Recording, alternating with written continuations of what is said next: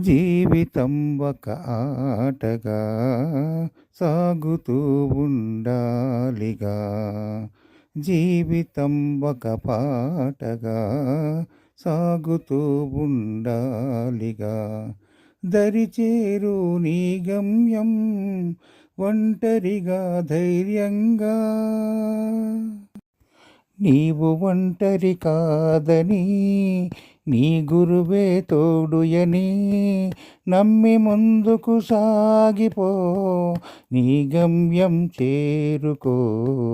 నమ్మి ముందుకు సాగిపో, నీ దైవము చేరుకో.